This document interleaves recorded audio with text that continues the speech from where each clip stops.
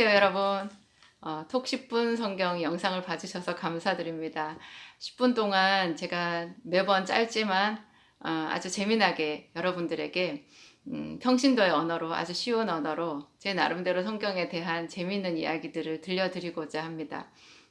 여러분들은 여러분 이때까지 지금까지 살아온 인생에서 해석이 안 되는 어떤 기간들이 있으셨을까요?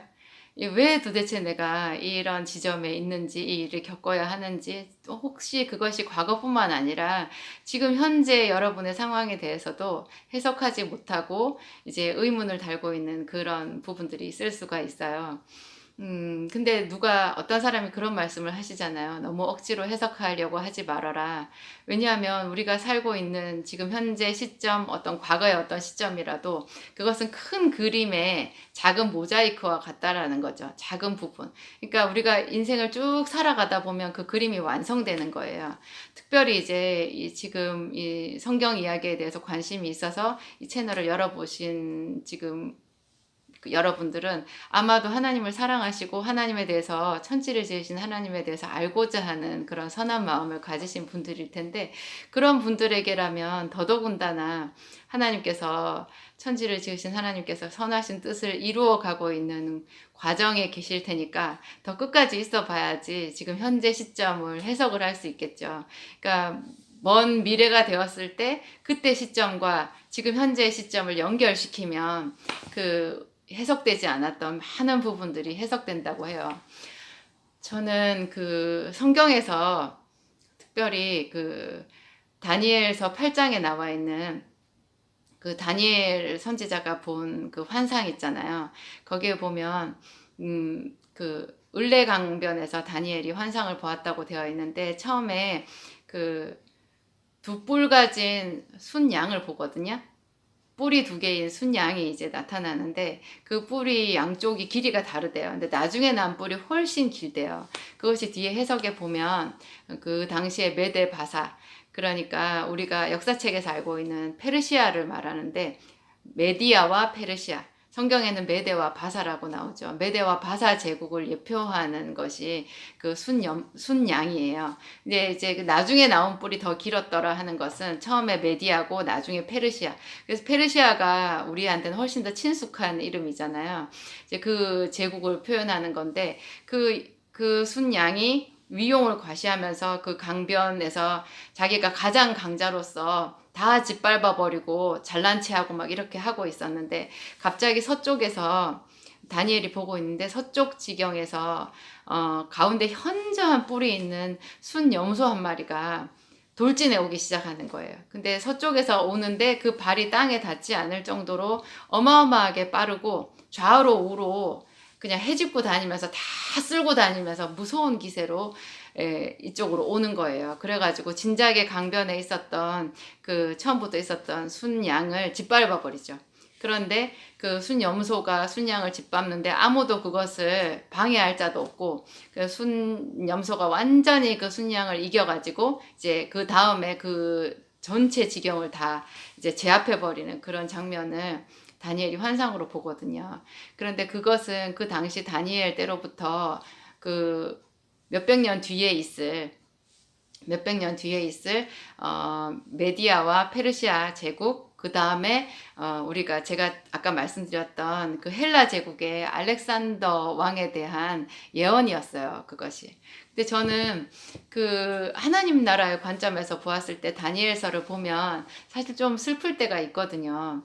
일단 다니엘이라는 사람이 하나님을 경외하는 사람이었는데, 그 예루살렘에서 살다가 이제 바벨론 느부갓네살 왕의 침공을 받아가지고 성전도 다 회파되고 포로로 끌려가잖아요. 그래서 바벨론 제국에 이제 포로 생활을, 그 사람은 거의 평생을 외국에서 포로 생활을 하다가 삶을 끝낸 사람이었는데, 그런데 이제 그 다니엘이 죽고 난 뒤에 그 이후에 계속해서 이스라엘 나라는 이제 그 강대국들 틈 사이에서 너무나 큰 어려움들을 겪게 되거든요. 그러니까 물론 이스라엘 백성들이 죄를 짓고 범죄를 했지만 그 하나님의 도성이 무너지고 하나님의 도성이 무너지고 외지인들이 와서 짓밟고, 우리가 이 세상을 살아갈 때도 보면 그렇잖아요. 믿는 사람보다 왜 믿지 않는 사람이 훨씬 더 잘 되는 것 같고, 정직한 사람보다는 악한 사람이 더 득세하는 것 같고, 그 또 꼭 그런 선악의 관점이 아니라 할지라도 우리가 수고했는데 거두지 못하고, 내가 계획했는데 이루지 못하고, 여러 가지 그 어려운 일들에 많이 부딪히게 되죠. 그런 것들에 대해서 사실 해석을 잘 하지 못하게 되는데, 그 다니엘에게 하나님이 도대체 그런 환상을 보여주신 게 하나님 편에서 어떤 유익이 있어서 그렇게 하셨을까요? 그리고 다니엘에게 도대체 그것이 무슨 상관이 있었고, 그것을 굳이 성경에 기록해서 오늘날 우리가 묵상하면서 얻게 되는 유익은 어떤 것이 있을까요? 그런 생각을 해볼 수 있거든요. 저는 그 알렉산더 대왕에 대해서 그 하나님께서 발이 닿지 않는 그 염소라고 말씀하신 게 일단 너무 재밌었어요. 그 당시에 알렉산더의 칼에 짓밟혔던 그 수많은 나라들이 알았을까요? 그렇게 대단한 무적의 알렉산더 대왕이 천지를 지으신 하나님의 눈에는 순염소에 불과했다라는 것. 그것도 가운데 현저한 뿔이 있는 순염소에 불과했다라는 것이 저는 좀 우습다는 생각이 들고 재밌다는 생각이 들었고, 그리고 알렉산더 대왕이 그 10년 남짓한 기간 동안에 그 어마어마한 제국을 건설한 그것을 하나님이 발이 땅에 닿지 않게 돌진하는 염소로 비유하셨다라는 것이 너무 또 재밌는 거예요. 정말 하나님은 하나님이시다라는 생각이 들고, 그리고 알렉산더 대왕이 그 헬라 문명을 너무너무 좋아했거든요. 그 알렉산더 대왕의 아버지 필리포스 왕이 마케도니아 왕이었는데, 그 왕이 자기 아들 알렉산더를 위해서 그 스승으로 불러준 분이 그리스의 아리스토텔레스였거든요. 우리 역사에서 알잖아요. 철학자 아리스토텔레스. 그 사람을 초빙해서 자기 아들 알렉산더의 스승으로 삼았다고 해요. 알렉산더는 평생에 책을 너무너무 좋아했고, 스승인 그 아리스토텔레스를 너무너무 존경하는 그런 사람이었는데, 그 이제 스스로 어떤 그 헬라 문명, 그러니까 그리스 문명에 대한 자부심이 대단했었어요.